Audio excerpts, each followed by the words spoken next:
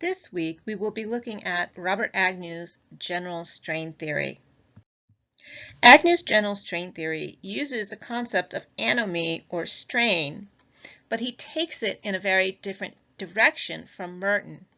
Remember that Merton was focused on the power of the American dream and the way in which youth who didn't have access to the legitimate means of obtaining the American dream responded.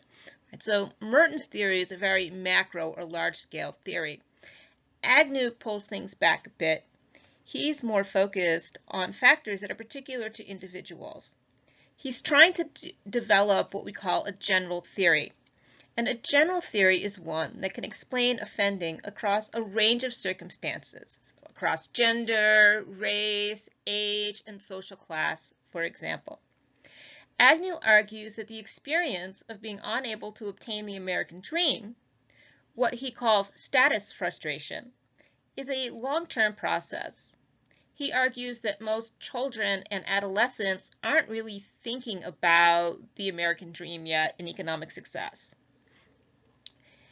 Now, he argues that there are more short-term concerns that impact kids, and these lead to severe stress or strain, and that young people turn to delinquency as a way of trying to decrease or escape that strain.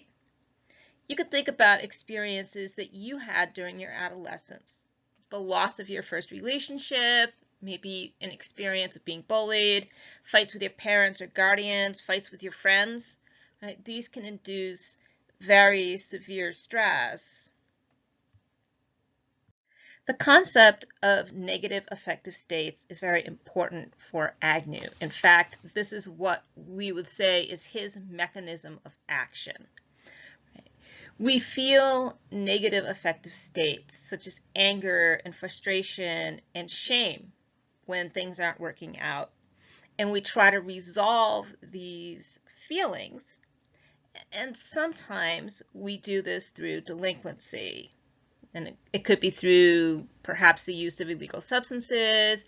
Maybe we try to avoid conflicts by skipping school. Maybe we're just flat out fighting, right? Because fighting makes us feel better. Agnew identifies multiple forms of strain, right? Flavors of strain, if you will.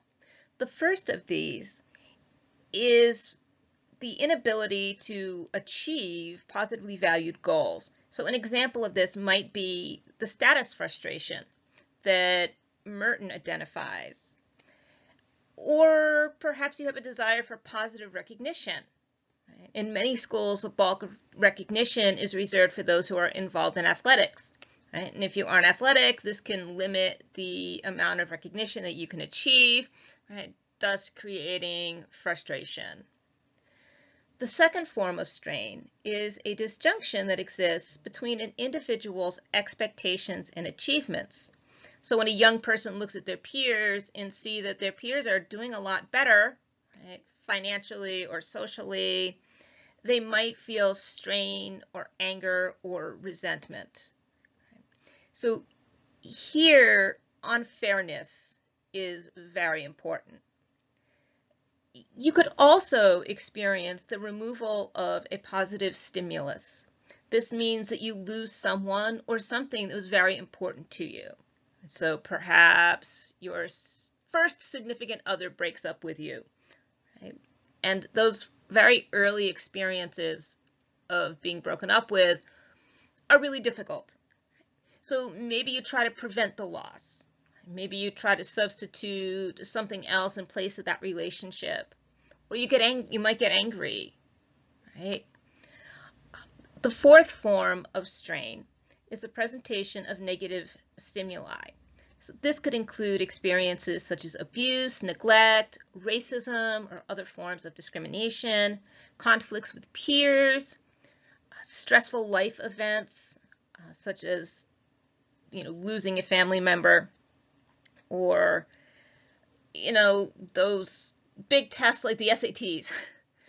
Crime victimization is a really important source of strain for young people. More recently, Agnew has added two more forms of strain, vicarious strain and anticipated strains. Vicarious strains are strains that are being experienced by other people around you.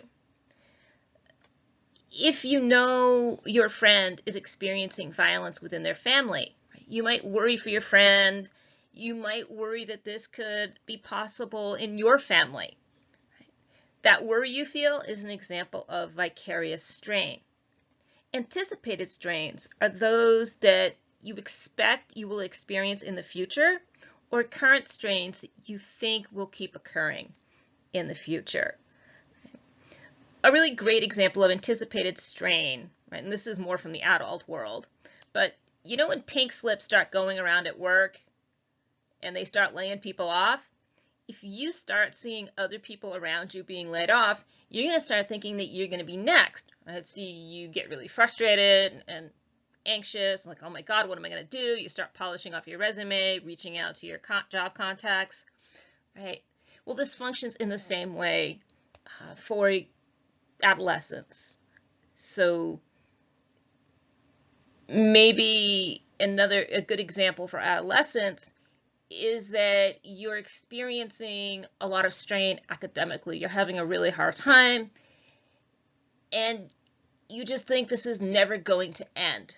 You're just not good at anything, you're stupid, and this can lead to somebody dropping out. Right? And then dropping out actually increases a young person's likelihood of experiencing incarceration.